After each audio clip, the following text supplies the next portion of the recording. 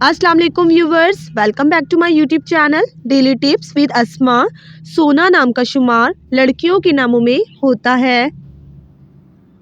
सोना एक इस्लामी नाम है। सोना नाम की इब्तदाई तारीख अरबी ज़बान से निकलती है।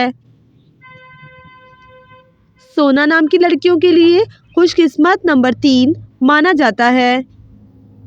सोना नाम का मतलब है सोने की धात।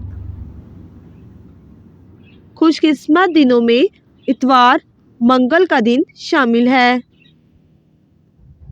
सोना नाम का शुमार इंटरनेट पर सबसे ज़्यादा सर्च होने वाले नामों में से होता है।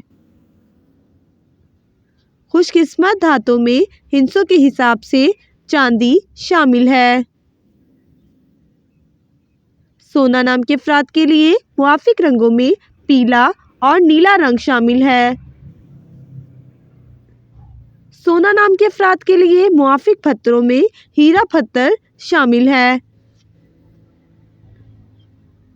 फ्रेंड्स, अगर आप अपने नाम का मतलब जानना चाहते हैं तो कमेंट बॉक्स में अपना नाम लिखें। इंशाअल्लाह हम आपके नाम की वीडियो ज़रूर बनाएंगे। Thanks for watching. अल्लाह हाफिज़।